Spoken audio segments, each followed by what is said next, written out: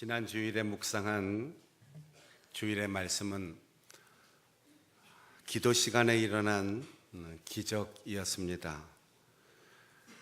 하루에 3번씩 기도하는 유대인들의 관습을 따라 낮 기도 시간에 성전으로 들어가던 사도들을 통하여 40세가 좀 넘은 인생에 태어나서 한 번도 걸어본 적이 없는 선천성 장애인이 베드로의 손을 잡고 일어나 걷기도 하고 뛰기도 하고 찬송하며 당당하게 자격을 얻어 성전으로 들어가는 것이었습니다.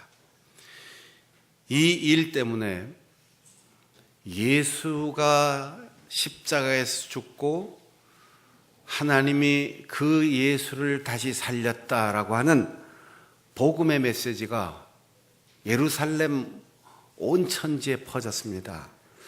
모인 사람이 한 5천 명이나 되었다고 하는데 그 많은 사람들에게 부활의 복음이 전파되는 것이 싫어서 제사장과 사두개인들, 그 당시 유대 종교의 최고 지도자들이 이들을 체포하여 감금하였습니다. 당시에는 성전에 경비병들이 있어서 동원할 수 있는 군사들이 있었습니다. 예수님을 체포할 때도 성전 경비병들이 와서 무력으로 예수님을 체포하였는데 하룻밤이 지나고 그 이튿날 재판이 벌어졌습니다. 관리들과 백성들의 각 지방 지파별 대표인 장로들과 신학계 전문가인 서기관들이 당시 종교적인 모든 직무를 다 감당하던 대제사장을 비롯하여 그 문중들이 다 재판관으로 참여를 하였습니다. 그리고 베드로를 비롯한 몇 사람의 사도들을 소환하여 그들 가운데 세우고 신문을 시작합니다. 그 신문은 두 가지예요. 하나는 너희들이 무슨 자격으로 설교를 하느냐, 누구의 이름으로 이 일을 할 수 있는 권위를 부여받았느냐.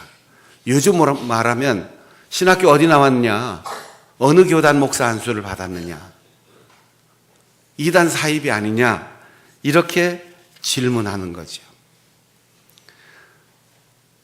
신학교는커녕 초등학교 문턱에도 못 갔습니다. 누구의 이름 어떤 교단에 소속하기는커녕 바닷가에서 고기를 잡다가 농사를 짓다가 세관에서 어느 날 갑자기 부름을 받아 여기까지 왔습니다. 그들이 말을 잘하거나 배우거나 능력이 있거나 훈련받아서가 아니고 보고 듣고 경험한 바를 견딜 수 없어서 말하지 않고는 견딜 수 없어서 나가서 전했고 두려움 속에서 은둔하던 생활을 성령 충만한 문제로 해결하고 성령이 그 마음 속에 불을 붙여주시니까 나가서 용기 있게 복음을 전한 것일 뿐 그들은 어디에 소속도 어떤 자격도 어떤 과정도 밟지 않았습니다. 무슨 말로 대답을 해야 될까요? 어떻게 이 위기를 모면해야 할까요? 베드로가 대답했습니다. 우리가 흔히 쓰는 말로 성질 급한 사람이 먼저 말하는 것, 거기에 해당되는 게 아닙니다. 할 말이 있어서 자격이 있어서 잘 알아서 대답한 것이 아닙니다. 사도행전을 기록하는 누가는 이렇게 말합니다. 베드로가 성령 충만한 사람이었기 때문에 제일 먼저 입을 열었다. 마태복음 10장 19절에 보면 예수님께서 제자들을 파송하시면서 이렇게 말씀하셨어요. 야, 너희들 시험도 잘 쳤고 훈련도 잘 받았고 건강 상태 이상 없고 아는 것도 많으니까 자신 있게 나가서 전해라, 이렇게 말하지 않았어요. 내가 너희들을 보내는데 늑대 소굴로 양을 보내는 것 같다. 이리 가운데로 양을 보내는 것 같다. 그러나 어디에 가서 어떤 경우 누구를 만나든 두려워하지 말고 어떻게 지혜를 짜내서 말 잘할까 그거 걱정하지 말아라. 그때 너희의 할 말을 성령께서 주실 것이다.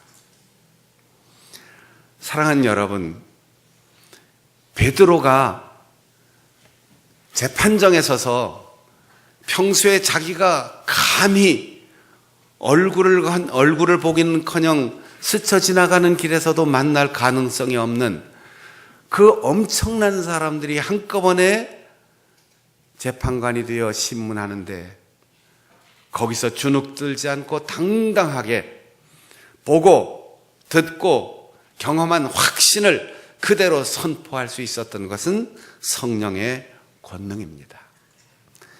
몇 년 전에 모스크바에 가서 선교사 수련회를 인도하고 다 끝나고 마지막 날 외곽에서 모스크바 시내로 들어오는 길이었습니다. 운전해주는 우리 모스크바 우리 교단 선교사 오태복 선교사님이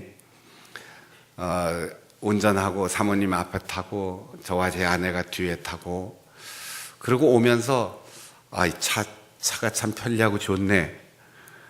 그러면서 보니까 우리나라 차예요. 우리나라의 어느 회사가 러시아에 진출해서 거기 공장을 세우고 거기에서 생산해내는 우리나라 자동차인데 차가 참 조용하고 성능도 좋고 그래 칭찬했더니 목사님 이 차가 러시아에서 아주 인기가 좋습니다. 모스크바 인근에도 공장이 있고 저 유럽 쪽에 베체르부르크에도 이 공장이 있어서 러시아의 많은 사람들에게 이 한국 자동차가 인기가 있습니다. 편리하고 어쩌고 차 좋다는 얘기를 하는데 차가 갑자기 딱 섰어요. 보니까 연료를 중간에 넣고 하였어야 되는데 기름이 떨어진 거예요. 아무리 새 차고 외관이 좋고 편리하고 이름이 난 차라도 기름 떨어지니까 꼼짝 못하는 거죠. 그래서 모스크바 시내 들어오자마자 차가 서서 길가에 차를 세워놓고 선교사님은 뒤에 차 트렁크를 열고 물 마시려고 큰 수통 가지고 갔던 거 빈통이 있어서 그 물통을 들고 주유소를 찾아가는 거예요. 한국만 같으면 전화만 탁 하면 달려올 텐데 아직 그런 보험 제도가 제대로 안 돼 있으니까 주유소를 찾아서 가는데 큰 길가에 해가 막 넘어가는 그 시간에 차가 서 있으니까 저는 그냥 기다릴 수가 없어요. 대로에 달려오던 차가 부딪히면 2차 사고가 나니까. 그래서 저는 저 앞에다가 물통 하나를 놓고 길가에 서서 1시간을 이러고 있었어요. 1시간을. 나중엔 팔이 아프고 얼굴이 나중엔 보니까 검게 그러지 않아도 별로 하얗지 않은 얼굴이 새까맣게 탔어요. 1시간이나 걸려서 기름 한 통을 사가지고 선교사님 와서 기름 넣어주니까 언제 그런 일이 있었느냐는 듯이 차가 잘 가서 집에까지 왔는데 우리 성도들이 난감한 일을 당하고 어렵고 힘들 때 돌파력이 생기지 않는 이유는 머리가 나빠서가 아니에요. 마음의 용기가 없어서가 아니에요. 마른 수건을 아무리 힘센 사람이 짜내도 물 한 방울 나오지 않습니다. 그러나 물에 푹 잠겨있던 수건을 건지면 물이 철철 넘쳐 뚝뚝뚝뚝 떨어지는 거예요. 우리가 어려운 일이 있기 전에 평안하고 안정되고 보장된 삶을 살아갈 때 그때 늘 말씀을 묵상하고 기도해야 할 이유가 여기에 있어요. 예비용 연료가 한 통 있었으면 얼마나 좋았겠습니까? 그런데 사도들의 동력은, 복음 전도자의 능력은 성령 충만한 능력이었다는 겁니다. 베드로가 다른 사람보다 많이 배웠거나 똑똑하거나 더 열심히 있어서가 아니에요. 예수님이 기다리라라고 할 때 기다렸고, 소망하라라고 할 때 희망을 가지고 하늘을 바라보며 기도할 때 오순절 약속하신 성령으로 충만케 하심을 받아 두려움을 이기고 사람들의 어떠한 비난도 개의치 않고 나가서 너희들이 십자가에 못 박아 죽게 한 예수를 하나님께서 다시 살리셨다. 그 이름을 믿으면 구원을 받는다. 회개하고 예수의 이름을 믿으라. 그러면 죄 없이 함을 받을 것이고 성령을 선물로 받아서 새롭게 되는 날이 올 것이다. 이렇게 담대하게 증언했던 베드로가 오늘은 신분이 높고 생사여탈의 권한을 가지고 있는 재판정에 서서도 아무 두려움 없이 예수, 십자가, 부활, 복음을 증거하였습니다. 4장 13절에 보니까 이 훌륭하신 분들이, 많이 배우시고 사회적 신분이 높으신 분들이, 그리고 국가의 권력과 종교적 권력을 다 가진 분들이 베드로를 비롯한 이 촌뜨기 시골 사람, 아무것도 배우지 못한 학문 없는 보통 사람인 줄 알았다가 담대히 말하는 것을 보고 더 이상 비난할 말이 없어서 내보냈다고 했어요. 여러분, 어떤 위기를 혹 겪고 있습니까? 억울함 때문에 가슴을 치고 있습니까? 말을 하고 싶은데 어떻게 말해야 좋을지 망설이고 있습니까? 성령 충만이 해답입니다. 성령께서 말하게 하심을 따라 말하고, 성령께서 하지 말라는 말은 하고 싶어도 하지 않고, 이것이 지혜입니다. 없는 머리 짜내려고 고통스럽게 아파하지 말고, 없는 감정 만들어내려고 억지로 표정을 관리하려고 애쓰지 말고, 말씀과 성령으로 충만한 삶을 살아가십시오. 그 은혜를 받으십시오. 그러면 필요한 대로 문이 열리고 할 말을 할 수 있는 지혜를 주시고 두려움을 떨쳐버리고 당당하게 말할 수 있는 용기를 주실 것입니다. 다 같이 한번 해보실까요? 어려운 일이 있을 때 성령 충만이 답이다. 성령 충만이 답이다. 성령의 권능으로 모든 것을 해결하고 이겨나갈 수 있는 우리 성도들이 되시기를 바랍니다.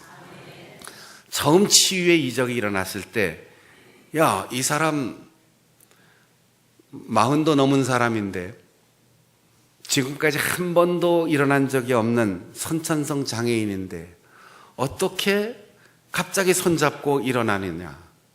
나사렛 예수의 이름으로 일어나라. 이 얘기는 귀에도 안 들어왔어요. 갑자기 일어난 것만 눈에 보였던 거지요. 그때 베드로가 말했습니다. 왜 놀라십니까? 우리의 능력이나 나 개인의 경건 때문에 이 기적이 일어난 게 아닙니다. 십자가에서 죽으신 예수 그리스도의 이름을 믿음으로 우리가 이적을 행할 수 있는 능력을 위탁받았고, 그렇게 믿음으로 받아들이는 사람에게 치유와 회복의 역사가 일어나는 겁니다. 그러면서 크게 외쳤어요. 그러므로 회개하고 돌이켜 죄사함을 받으라. 여러분, 기독교 역사에 수많은 이단 사이비들이 나타났어요. 그 이단 종교 때문에, 사이비 종교 때문에 올바른 신앙의 공동체에 속해 있는 교인들이 얼마나 곤혹스러운지 말할 수 없어요. 그런데 그들도 처음에는 순수한 마음과 열심과 성령의 권능을 의지해서 사역함으로 놀라운 기적이 일어났다는 사실이에요. 그러다가 점점 내가 사람들이 박수 쳐주고 사람들이 존경할 때 내가 했다라는 생각을 하기 시작할 때부터 그 지도자들은 빗나가기 시작하는 거예요. 여러분, 우리가 신앙과 사명의 길을 걸으면서도 목사님 지난번에 기도해 주셨는데 기적같이 회복됐어요. 문제가 해결됐어요. 장로님 기도해 주셔서 고맙습니다. 권사님 참 고맙습니다. 그런 얘기를 들을 때 기회를 놓치지 말고 주님의 은혜입니다. 모든 영광을 주님께로 돌리는 거예요. 여러분, 요즘 잘 부르지 않는 찬송이 있는데 저희들 신학교 가기 전에 청년 때는 모였다 하면 불렀던 찬송이 있는데 찬송이 점점 어려워지는가 봐요. 제가 교단의 책임을 맡아서 회의를 주재하러 가면 가끔 이제 실무진 간사들이 회의 자료를 준비해서 찬송가 몇 장, 가사도 이렇게 넣는데 어떨 때는 30년이 넘게 목회한 저도 이게 찬송이 어떤 건가? 갑자기 난감해질 때가 있어요. 그래서 그럴 땐 솔직하게 제가 이거 박자 잘 못 맞추는데 누가 선창하시죠? 그러면 이제 위원들 가운데 찬송을 잘 아는 분이 먼저 선창해서 따라하는데 박자나 음정이 아주 어려운 찬송들이 있어요. 그런데 요즘 우리 젊은이들이 거의 잊고 있는, 잘 모르는 찬송이 있어요. 그 찬송이 부름받아 나선 이 몸 어디든지 가오리다. 여러분, 이 찬송 쉽습니까? 어렵습니까? 쉬워요. 그래요. 이거 하도 불러서 눈을 감고도 거의 부를 수 있는 쉬운 찬송이라고 생각하는데 요즘 젊은이들이 왜 안 부를까요? 옛날에는 가난하고 힘들고 목회자가 되는 길이 아주 어렵고 정말 가문에서 초상날 분위기가 됐을 때 그래도 이 길을 가겠다고 지원할 때는 다 같이 눈을 부릅뜨고 목에 혈관을 세우면서 부름받아 나선 이 몸 어디든지 가오리다. 아골골짝 빈들에도 소돔 같은 거리에도 사랑 안고 찾아가서 종의 몸에 지닌 것 아낌없이 드리겠습니다. 이렇게 찬송하면서 소명의 길을 걸었어요. 선교사들이 평생 다시 돌아올 길 없는 막막한 길 배 타고 한 달씩 두 달씩 걸려서 먼 나라로 선교사들이 갔어요. 100여 년 전에 이 땅에 온 선교사들은 여기에 와서 돌아가시고 묘지도 여기에 있어요. 아이들이 풍토병 때문에 출생일과 사망일이 같은 아이들도 있어요. 그런데 지금 부름받아 나선 이 몸 골라서 가겠습니다. 가고 싶은 데 가겠습니다. 이래도 오라는 데가 많아요. 갈 데가 많아요. 어디든지 가오리다. 아골골짝 소돔 같은 거리, 이 세상 어느 곳도 다 개화되고 문명화되고 거의 전기 잘 들어오고 통신 잘 되고 1년에 몇 번씩 고향에 왔다 갈 수 있는 교통의 자유가 다 보장되어 있어요. 근데 정말 부르기 어려운 가사가 있습니다. 그것은 존귀 영광 모든 권세 주님 홀로 받으소서. 멸시 천대 십자가는 제가 지고 가오리다. 이름 없이 빛도 없이 감사하며 섬기리다. 이 가사가 정말 어려운 거예요. 고생되는 길 다 나 있어요. 언어도 다 훈련받고 나가요. 이전에 스마트폰만 꺼내놓으면 남의 나라 말 한마디 몰라도 자동 번역과 통역이 되는 시대를 살고 있어요. 그런데 갈수록 점점 어려워지는 것은 존귀, 영광, 모든 권세 내가 다 받게 되고, 주님 변함없이 십자가는 당신 몫입니다. 내 이름 내고 내가 얼굴 빛내고, 이래서 이단이 나오고 사이비가 나오고, 이래서 지도자들이 타락하고 곁길로 가게 되는 겁니다. 사랑하는 여러분, 여러분이 어떤 직분을 맡았고 어떤 사역을 하고 그 일에 어떤 놀라운 일들이 일어나서 사람들이 고맙다고 하고 칭찬하고 격려하고 훌륭하다고 할 때, 그때가 위기인 걸 알고 그 순간 놓치지 말고, 주님의 은혜입니다.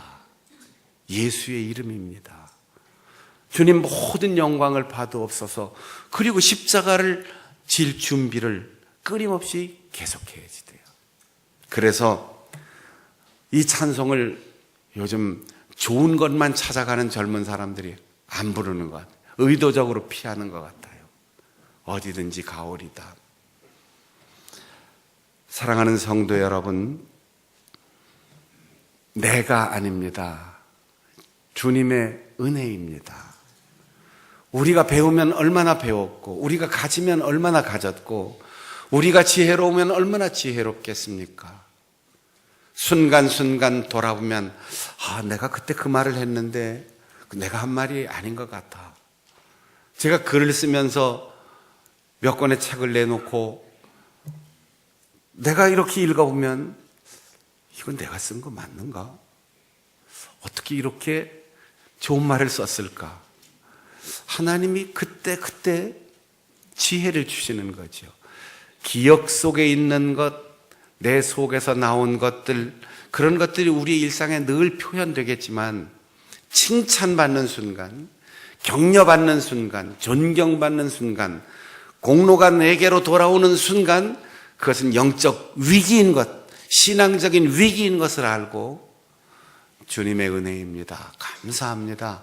하나님께 모든 영광을 돌리고, 존귀, 영광, 모든 권세 주님 홀로 받으소서. 이름 없이 빚도 없이 감사하며 섬기겠습니다. 그렇게 낮아지는 겸손한 우리 성도들이 될 수 있기를 바랍니다. 우리의 일생 아무리 대단한 일을 하고 아무리 엄청난 일을 경험했어도 겸손하게 오직 내가 할 수 있는 말, 주님의 은혜입니다. 감사합니다. 주님께 감사하며 살아갈 수 있는 여러분들이 될 수 있기를 바랍니다. 따라해 보겠습니다. 칭찬받을 때, 존경받을 때, 위기가 온다. 오직 감사, 오직 감사, 오직 감사만 할 수 있는 우리 성도들 될 수 있기를 바랍니다. 지금 법정에 서 있습니다. 제가 경찰서를 자유롭게 드나들 수 있는 경목회원이고, 전에 있던 교회에서는 경목실장도 하고, 경찰서장님과 경찰관들하고도 친한데, 그래도 경찰서를 들어가면 기분이 아주 썩 좋거나 아주 편안하지 않아요. 현관문 들어서는 순간 죄진 것도 없는데 괜히 이렇게 움츠러 들어요.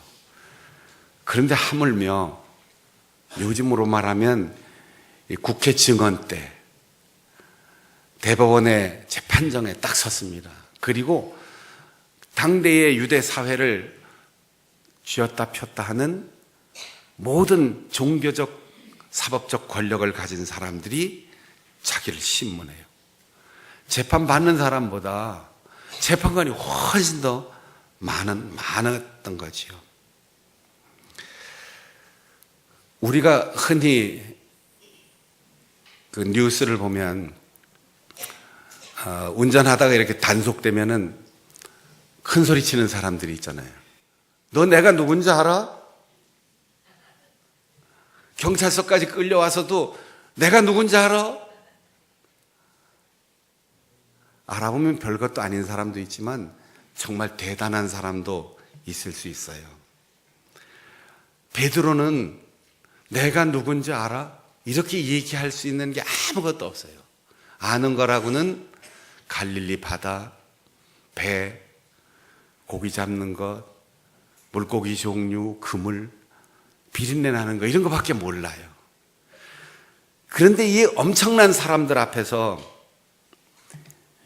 십자가에 달리신 예수, 죽음에서 부활하신 예수, 믿으면 구원받는 예수, 그분의 이름을 담대히 말하는 거예요.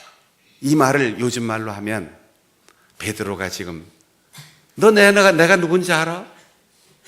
요한복음 10장에서 예수님이 이렇게 말씀하셨습니다. 나는 선한 목자라 내가 양을 다 안다. 양들이 내 목소리를 안다. 나는 양의 이름을 하나씩 알고 다 부른다. 여러분, 나는 기댈 데도 없어. 유력한 사람 아는 사람도 없어. 억울해도 날 도와줄 사람 없어. 그렇게 생각하지 마세요. 예수님이 아십니다. 여러분이 예수님을 알고 예수님이 여러분을 아시고 그러면 어디에 가서든 움츠러들거나 두려워할 필요가 없는 거지요. 어느 신학교에서 시험 치는데 학생이 공부를 안 해가지고 시험 문제를 보고 답을 하나도 쓸 수가 없었어요. 고민하다가 거기다가 답을 이렇게 썼습니다. 주님은 다 아십니다. 며칠 후에 답안지가 돌아왔습니다. 채점한 답안지. 답안지에 교수님이 이렇게 썼어요. 주님은 당신을 모르십니다. 여러분, 주님이 나를 아시고 내가 주님을 알면 경찰서를 가든 대법원을 가든 국회에 서든 사람들이 많든 적든 위기이든 시련이든 아무 관계 없습니다. 예수의 이름을 선포하고 예수의 이름을 부를 때 그 나를 아시는 분, 나보다 더 나를 잘 아시는 그분이 내 옆에 오십니다. 그리고 그분이 나의 변호인이 되십니다. 예수님을 초청하는 것이 기도이고 예수님을 내 곁으로 부르는 것이 복음 전도요 선포입니다.